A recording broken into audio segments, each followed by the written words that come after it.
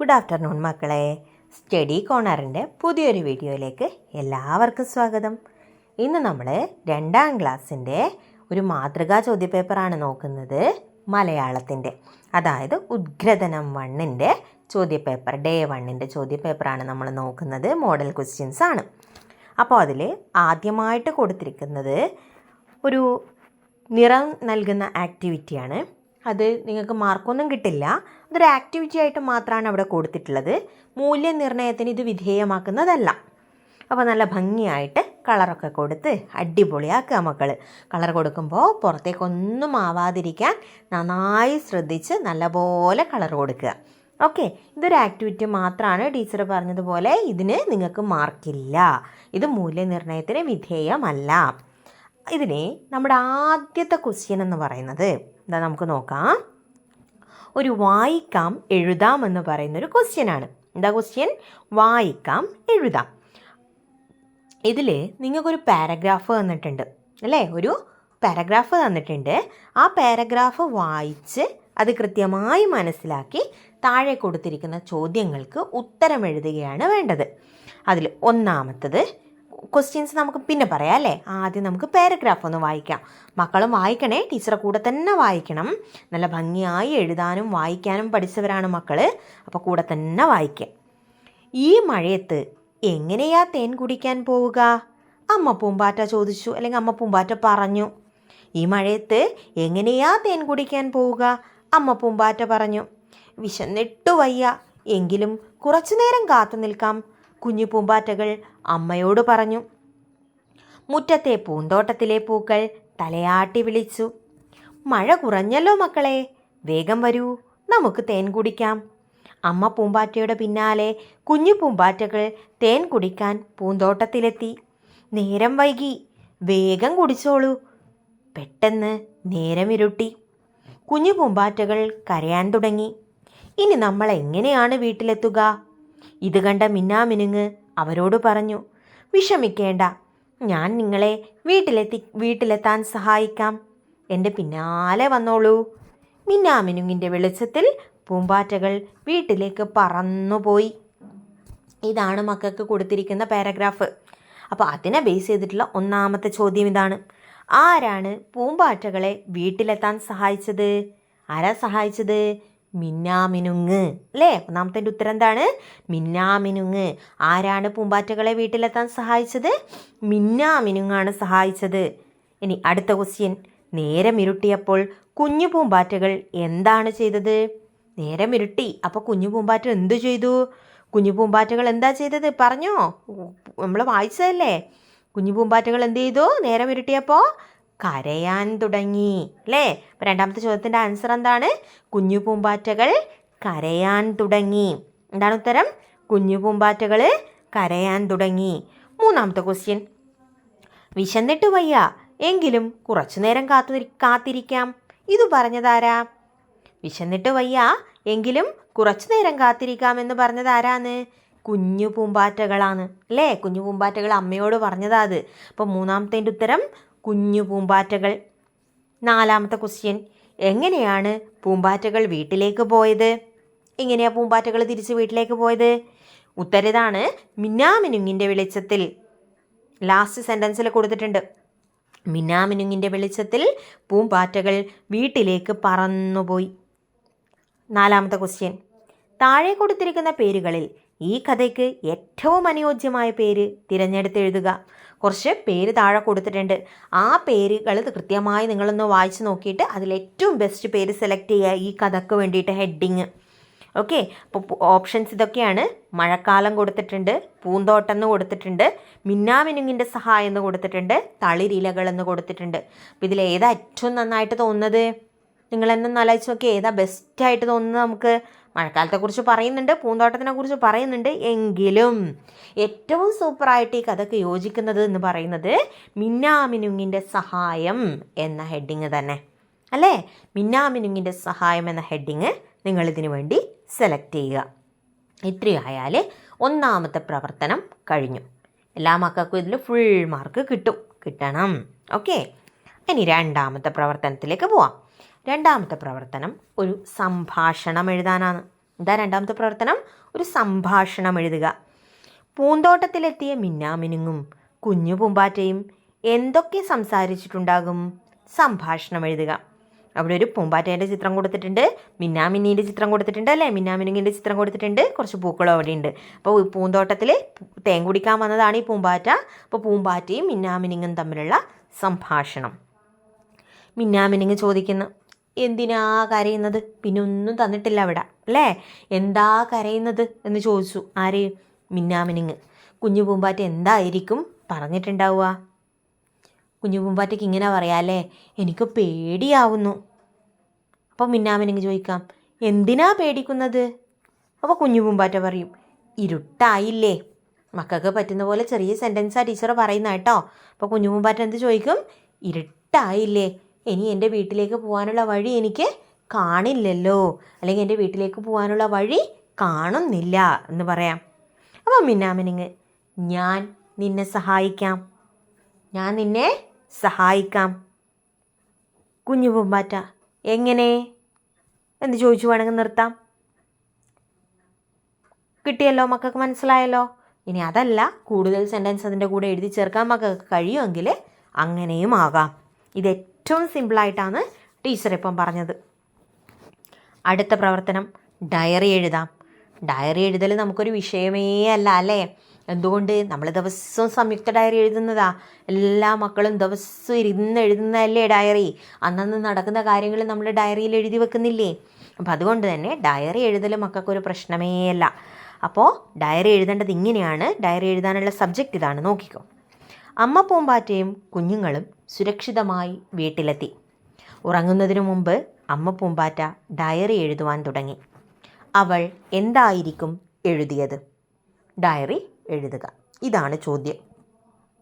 അപ്പോൾ നിങ്ങൾക്കറിയാം, ഡയറി എഴുതണമെങ്കിൽ ആദ്യം നിങ്ങൾ ചെയ്യേണ്ടത് ഡേറ്റ് ഇടണം. അന്നത്തെ ഡേറ്റ് എഴുതണം, അന്നത്തെ ദിവസം എഴുതണം. അപ്പോൾ ഡേയും ഡേറ്റും നിർബന്ധമായും ഡയറിയിൽ ഉണ്ടായിരിക്കണം. മനസ്സിലായല്ലോ? എന്നിട്ട് എഴുതി തുടങ്ങുക. ഇപ്പോൾ ഇവിടെ ഡയറി എഴുതുന്ന ആരാ? അമ്മ പൂമ്പാറ്റയാണ്. അപ്പോൾ അമ്മ പൂമ്പാറ്റേൻ്റെ ഡയറി ഇങ്ങനെയൊക്കെ നമുക്ക് തുടങ്ങാം. ഒരു മോഡൽ നമുക്ക് പറയാം. ഇന്ന് രാവിലെ മുതൽ മഴയായിരുന്നു. മഴ തോർന്ന ഒരു നേരം നോക്കി ഞാനും മക്കളും പൂന്തോട്ടത്തിലേക്ക് തേൻ കുടിക്കാനായി പോയി. പെട്ടെന്നായിരുന്നു നേരം ഇരുട്ടിയത്. കുഞ്ഞുങ്ങളാകെ പേടിച്ചു. അവർ കരയാൻ തുടങ്ങി. കരച്ചിൽ കേട്ട് വന്ന മിന്നാമിനുങ്ങാണ് ഞങ്ങളെ വീട്ടിലെത്താൻ സഹായിച്ചത്. ഇങ്ങനെ എഴുതിയാൽ പോരെ? മതി. ഓക്കെ. ഇനി നിങ്ങൾക്ക് എങ്ങനെ വേണമെങ്കിലും ഇതിനെ മോഡിഫൈ ചെയ്യാം, എങ്ങനെ വേണമെങ്കിലും ഇതിൽ ലൈൻസ് ആഡ് ചെയ്യാം. ഓക്കെ. അപ്പോൾ ഏറ്റവും മിനിമം ഇത്രയും കാര്യങ്ങൾ മക്കൾ എഴുതി വെക്കുക. ഓക്കെ. ഇനി അടുത്ത ക്വസ്റ്റ്യനിലേക്ക് പോവാം. ഡയറി എഴുതാനുള്ള സ്പേസ് കൊടുത്തതാണ്. നിങ്ങളൊക്കെ കൂടുതൽ എഴുതുന്നവരാണെന്ന് എല്ലാവർക്കും അറിയാം, അതുകൊണ്ടാണ് ഇത്രയും സ്പേസൊക്കെ അവിടെ ഇട്ടത്. അടുത്തത് ജലസ്രോതസ്സുമായി ബന്ധപ്പെട്ട ഒരു പ്രവർത്തനം. 4ാമത്തെ പ്രവർത്തനം. കുഞ്ഞനാമയുടെ വിളി കേട്ടാണ് പൂമ്പാറ്റകൾ ഉണർന്നത്. ഇന്നലെ ശക്തമായ മഴയിൽ എൻ്റെ താമസ സ്ഥലം നിറഞ്ഞു. കുഞ്ഞനാമ വന്ന് പറഞ്ഞു, ഇന്നലത്തെ പെരുമഴയിൽ, ഇന്നലത്തെ ശക്തമായ മഴയിൽ ഞാൻ താമസിക്കുന്ന സ്ഥലമൊക്കെ നിറഞ്ഞിട്ടുണ്ട്. നമുക്കൊന്ന് കാണാൻ പോയാലോ? അല്ലേ, നമുക്ക് കാണാൻ പോയാലോ? പൂമ്പാറ്റകൾ കുഞ്ഞനാമയോടൊപ്പം അവിടേക്ക് പോയി. അവിടെ എത്തിയപ്പോൾ കണ്ട കാഴ്ചയാണ് ആ ചിത്രത്തിൽ കൊടുത്തിരിക്കുന്നത്. അതിനെ ബേസ് ചെയ്തിട്ടാണ് അടുത്ത ക്വസ്റ്റ്യൻസ്. മക്കൾ ശ്രദ്ധിച്ചിരിക്കുക. 1ാമത്തെ ചോദ്യം. ചിത്രത്തിൽ കാണുന്നത് ഏത് ജലസ്രോതസ്സാ? നിങ്ങൾക്കറിയുന്നതല്ലേ, ചിത്രത്തിൽ ഏത് ജലസ്രോതസ്സാ കൊടുത്തിട്ടുള്ളത്? കുളം. ഉത്തരം എന്താണ്? കുളം. 2ാമത്തത്. താഴെ കൊടുത്തിരിക്കുന്നവയിൽ നിന്നും ജലസ്രോതസ്സുകൾ വരച്ച് യോജിപ്പിക്കുക. അതായത് ഒരു പദസൂര്യൻ പോലെ അവിടെ കൊടുത്തിട്ടുണ്ട്. അപ്പോൾ ആ പദസൂര്യനിലേക്ക് അതിനൊന്ന് കണക്ട് ചെയ്യുക. ജലസ്രോതസ് എന്ന് എഴുതിയ ഭാഗത്തേക്ക് അതിനെ കണക്ട് ചെയ്യുക. എന്തിനെയാണ് കണക്ട് ചെയ്യേണ്ടത്? ജലസ്രോതസ്സുകളെ മാത്രമാണ്. ശ്രദ്ധിക്കണം. അപ്പോൾ കൊടുത്തിരിക്കുന്ന വേർഡ്സ് നമുക്കൊന്ന് നോക്കാം. മഴവില്ല്, കാറ്റ്, തോട്, മിന്നൽ, ആമ്പൽ, പുഴ, കടൽ, കാട്, തടാകം, മരം, കിണർ, ഇത്രയാണ് കൊടുത്തിട്ടുള്ളത്. ഇതിൽ നിങ്ങൾക്കറിയുന്നതാണ് ജലസ്രോതസ്സുകൾ ഏതൊക്കെയാണെന്ന്. ആ ജലസ്രോതസ്സുകൾ മാത്രം ഒന്ന് സെൻറ്ററിലേക്ക് ലൈൻ വരച്ച് യോജിപ്പിക്കുക. നമുക്ക് നോക്കാം ഏതൊക്കെയാണ് ജലസ്രോതസ്സെന്ന്. ഒന്നാമത്തത് തോട്, പുഴ, കടൽ, തടാകം, കിണർ. ഇത്രയാണ് എന്തെന്ന് നമ്മുടെ ജലസ്രോതസ്സുകൾ. അടുത്ത ക്വസ്റ്റ്യൻ, നിങ്ങൾക്കറിയാവുന്ന ഒരു ജലസ്രോതസ്സിനെ കുറിച്ച് എഴുതുക. അല്ലേ, നിങ്ങൾക്കറിയാവുന്ന ഏതെങ്കിലും ഒരു ജലസ്രോതസ്സ്, പുഴയായിക്കോട്ടെ, കടലായിക്കോട്ടെ, പോട്ടെ നമ്മുടെ വീട്ടിലെ കിണറായിക്കോട്ടെ. അപ്പോൾ അതിനെക്കുറിച്ച് നമ്മൾ കുറച്ച് കാര്യങ്ങൾ എഴുതുക. ഓക്കെ, എങ്ങനെ എഴുതാം? എല്ലാവരുടെയും വീട്ടിൽ കിണറുണ്ട്. കിണർ വെള്ളം വളരെ ശുദ്ധമാണ്. പല വലുപ്പത്തിലും ആഴത്തിലുമുള്ള കിണറുകൾ കാണാൻ സാധിക്കും. ഭക്ഷണം പാകം ചെയ്യാനും കുടിക്കാനും കുളിക്കാനും കിണർ വെള്ളം ഉപയോഗിക്കുന്നു. ഇന്ന് വളരെ ആഴത്തിലുള്ള കുഴൽ കിണറുകളും ധാരാളമുണ്ട്. ഇങ്ങനെ എഴുതിക്കൂടെ നമുക്ക്? അപ്പോൾ മക്കൾക്ക് കിണറിനെ പറ്റി അറിയുന്ന കുറച്ച് കാര്യങ്ങൾ, അല്ല ഇനി പുഴയാണ് എഴുതുന്നതെങ്കിൽ പുഴയെ പറ്റി നിങ്ങൾക്ക് അറിയുന്ന കുറച്ച് കാര്യങ്ങൾ അത് എഴുതുക. അപ്പോൾ അത്ര എഴുതിയാൽ ആ പ്രവർത്തനവും കംപ്ലീറ്റ് ആയി. ഇനി ലാസ്റ്റത്തത് ഒരു പരീക്ഷണത്തിനെ കുറിച്ചിട്ടാണ്. പരീക്ഷണമാണ് നമുക്ക് എഴുതാനുള്ളത്. പ്രവർത്തനം ഇതാണ്, മാന്ത്രിക പേപ്പർ. മാന്ത്രിക പേപ്പർ എന്നാണ് പ്രവർത്തനത്തിൻ്റെ പേര്. അപ്പോൾ ക്ലാസ്സിൽ ചെയ്ത പരീക്ഷണത്തിൻ്റെ അടിസ്ഥാനത്തിലാണ് ഇങ്ങനൊരു ചോദ്യം വന്നിട്ടുള്ളത്. അപ്പോൾ എന്താണ് അവിടെ നിന്ന് ചിത്രം ഒന്ന് നമുക്ക് ശ്രദ്ധിക്കാം. ഒരു ഗ്ലാസ് കൊടുത്തിട്ടുണ്ട് അല്ലേ, ഒരു കുപ്പി ഗ്ലാസ്. ഓക്കെ, ഒരു ഗ്ലാസ് കൊടുത്തിട്ടുണ്ട്. ഗ്ലാസിൻ്റെ ഉള്ളിലേക്ക് ഒരു പേപ്പർ ഇറുക്കി വെച്ചിട്ടുണ്ട്. പിന്നെ ഒരു ബീക്കർ അല്ലെങ്കിൽ ഒരു പാത്രം, അതിൽ നിറച്ചും വെള്ളവും ഒരു 3/4 ഭാഗത്തോളം വെള്ളവും കൊടുത്തിട്ടുണ്ട്. ഇതാണ് നമ്മൾ കാണുന്നത് അല്ലേ. ഇതൊക്കെയാണ് ഇതിലെ ചോദ്യങ്ങൾ. പരീക്ഷണത്തിൻ്റെ പേര് നിങ്ങൾക്ക് ഓർമ്മയുണ്ടാവും. നിങ്ങളൊരു മുങ്ങുമോ പൊങ്ങുമോ എന്നൊക്കെയുള്ള ഒരു പരീക്ഷണം ചെയ്തത് ഓർമ്മയില്ലേ? അതുപോലെ നിങ്ങൾ എന്ത് ചെയ്യണം, ഇവിടെ പരീക്ഷണത്തിന് ഒരു പേര് കൊടുക്കണം. ഇങ്ങനെ എഴുതിയാലോ, മാന്ത്രിക പേപ്പർ നനയുമോ ഇല്ലയോ, അല്ലെങ്കിൽ പേപ്പർ നനയുമോ ഇല്ലയോ, അല്ലെങ്കിൽ മാന്ത്രിക പേപ്പർ എന്ന് തന്നെ കൊടുത്താലും മതി. അത് പരീക്ഷണത്തിൻ്റെ പേര് തന്നെയാണ്. ആവശ്യമായ സാധനങ്ങൾ നിങ്ങൾക്ക് അവിടെ തന്നെ കാണാൻ പറ്റും എന്തൊക്കെ ആവശ്യമെന്ന്. ആദ്യം ഒരു പാത്രം അല്ലേ, പാത്രം, ജലം, ഗ്ലാസ്, പേപ്പർ, ഇത്രയാണ് ആവശ്യം. ഓക്കെ, സ്ഫടിക ഗ്ലാസ് അല്ലെങ്കിൽ കുപ്പി ഗ്ലാസ് എന്ന് എഴുതുക. സാധാരണ ഒരു ഗ്ലാസ് ആണെങ്കിൽ നമുക്ക് ഡയറക്റ്റ് അത് കാണാൻ വേണ്ടി പറ്റില്ല. അതുകൊണ്ട് തന്നെ നമ്മൾ കുപ്പി ഗ്ലാസ് എന്ന് എഴുതിയാൽ കുറച്ചുകൂടി നന്നായിരിക്കും. ഇതാണ് ആവശ്യമായ സാധനങ്ങൾ. ഇനി എങ്ങനെയാണ് പരീക്ഷണം ചെയ്യുക? ഒരു പാത്രത്തിൽ, ഒരു പരന്ന പാത്രത്തിൽ 3/4 ഭാഗത്തോളം വെള്ളം നിറയ്ക്കുക. അതിലേക്ക് ഒരു ഗ്ലാസ്സിൽ പേപ്പർ ഇറുക്കി വച്ചതിന് ശേഷം നേരെ താഴെ പിടിച്ച് അല്ലെങ്കിൽ നേരെ പിടിച്ച് മുക്കുക. ഗ്ലാസ് ചെരിയാതെ സൂക്ഷിക്കുക. തുടർന്ന് വീണ്ടും ഗ്ലാസ് ഉയർത്തുക. ഇതാണ് പരീക്ഷണം. എന്തായിരിക്കും നമുക്ക് കാണാൻ പറ്റുമെന്നറിയോ? എൻ്റെ കണ്ടെത്തലാണ് ലാസ്റ്റ്. പേപ്പർ നനഞ്ഞിട്ടുണ്ടാവില്ല മക്കളെ, അതുകൊണ്ടാണ് മാന്ത്രിക പേപ്പർ.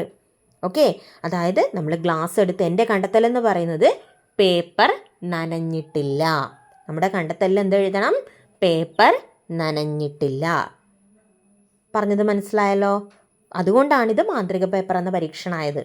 കാരണം നമ്മൾ വെള്ളത്തിലേക്ക് മുക്കുമ്പോൾ വെള്ളം കയറുന്നതിന് തൊട്ട് മുന്നേയുള്ള ഭാഗത്ത് ആ പേപ്പറിൽ നിറച്ചും വായു ഉണ്ടാവും. ഓക്കെ, എയർ ഉണ്ടാവും. ആ എയർ അവിടെ ഫില്ല് ചെയ്ത് നിൽക്കുന്നത് കാരണം പേപ്പർ നനയുന്നില്ല. ഇതാണ് നമ്മുടെ ഒരു മോഡൽ ക്വസ്റ്റ്യൻ പേപ്പർ. ഇത്രയാണ് ഈ ക്വസ്റ്റ്യൻ പേപ്പറിനകത്തുള്ളത്. എല്ലാ മക്കളും ഇതൊന്ന് കണ്ടും കേട്ടും മനസ്സിലാക്കുക. രക്ഷിതാക്കൾ കുട്ടികളെ ഒന്ന് സഹായിക്കുക. അപ്പോൾ എല്ലാവർക്കും ഇഷ്ടമായി എന്ന് വിചാരിക്കുന്നു. നമുക്ക് മറ്റൊരു വീഡിയോ ആയിട്ട് വീണ്ടും കാണാം.